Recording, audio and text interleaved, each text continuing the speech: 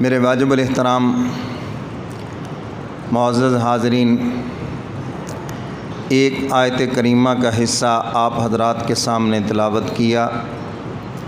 دعا فرمائیں کہ اللہ رب العزت مجھے شرح صدر سے بیان کرنے کی اور ہم سب کو قرآن و سنت پہ عمل کی توفیق عطا فرمائے۔ اللہ تعالیٰ نے اس آیت مبارکہ میں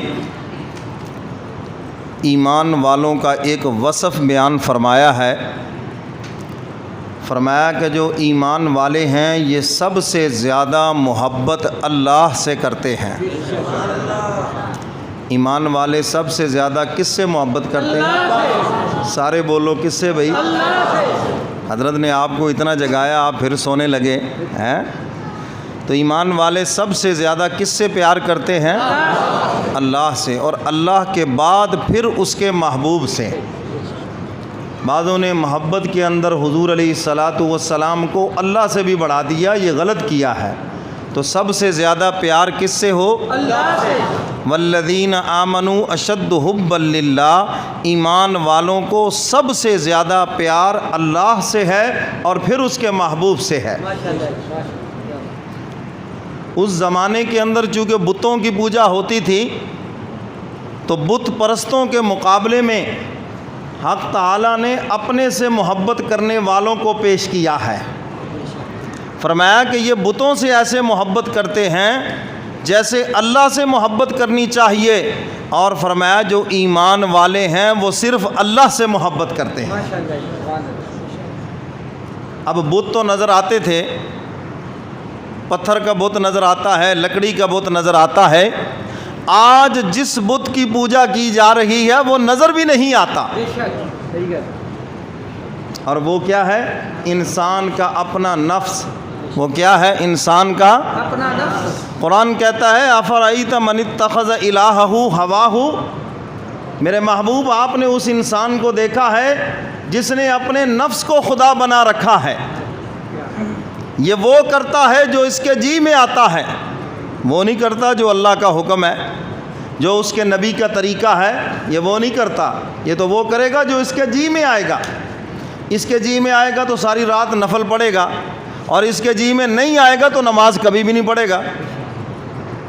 کیوں جی؟ ایسے ہے یہ نہیں؟ سیدنا فاروق اعظم رضی اللہ تعالیٰ عنہ کا دور خلافت ہے۔ ایک نوجوان فجر کی نماز میں نہیں آپ نے حاضری لی، حاضری لیتے تھے۔ پتہ چلا کہ وہ نوجوان نہیں، آپ نماز کے بعد گھر تشریف لے گئے۔ پوچھا بھی نوجوان کدھر ہے؟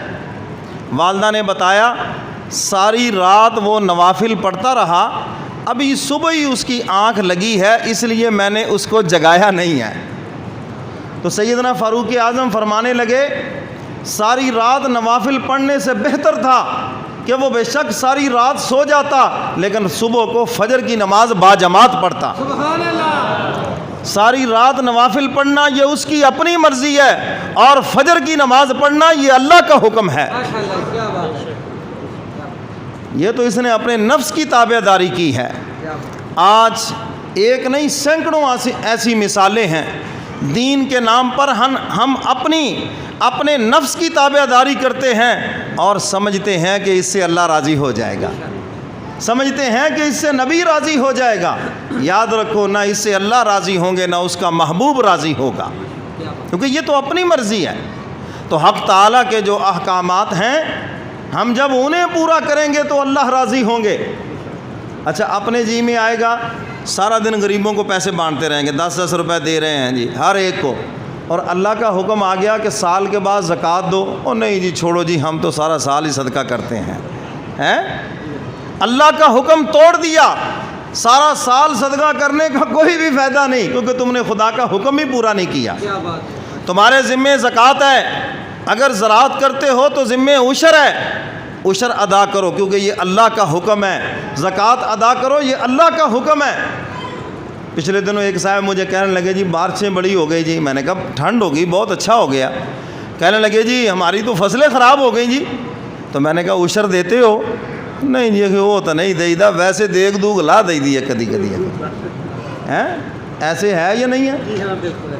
تو میں نے کہا جب تم عشر نہیں دیتے، زکوٰۃ نہیں دیتے، اللہ تو فرماتے ہیں جب زکوٰۃ دے دی جائے وہ مال میری حفاظت میں آ جاتا ہے. ماشاءاللہ کیا عشر دے دو، وہ جنس تمہاری ہماری حفاظت میں آ جائے گی، غیبی نظام اس کی حفاظت کرے گا، اللہ اس میں برکت ڈالیں گے.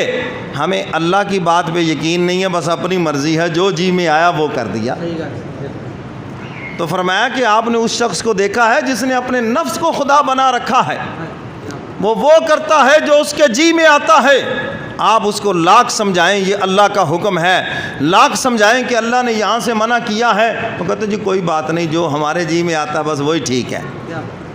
آج کل بہت سے پڑھے لکھوں کو یہ بھی بڑی غلط فہمی ہے، وہ کہتے دین وہی ہے جو ہماری سمجھ میں آ جائے. اردو کی کتابیں ہیں، اردو ترجمہ ہے، بس قرآن پڑھ لو، جو ترجمہ تمہاری سمجھ میں آ گیا بس وہی ٹھیک ہے. اچھا آپ مجھے یہ بتائیں، اردو کی کتابیں پڑھ کے کسی کی آنکھ کا آپریشن کر لو گے؟ کیوں جی؟ یہاں پر تو عقل بڑی کام کر گئی سب کی ہیں. آپریشن کروانے والے کو بھی پتہ ہے میری آنکھیں ضائع کر دے گا، اور کرنے والے کو بھی پتہ ہے کہ آنکھیں ضائع ہو جائیں گی، اور جب دین کی بات آئے گی تو اس وقت پتہ نہیں کہ آخرت ضائع ہو جائے گی. حق تعالیٰ تو فرماتے یضل بہ کثیرا ویہدی بہ کثیرا. اسی قرآن کو بہت سے پڑھ کر گمراہ ہو گئے اور اسی قرآن کو بہت سے پڑھ کر ہدایت پہ آ گئے.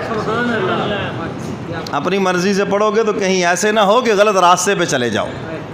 اس لیے حق تعالیٰ نے فرمایا فاسألوا اہل الذکر ان کنتم لا تعلمون.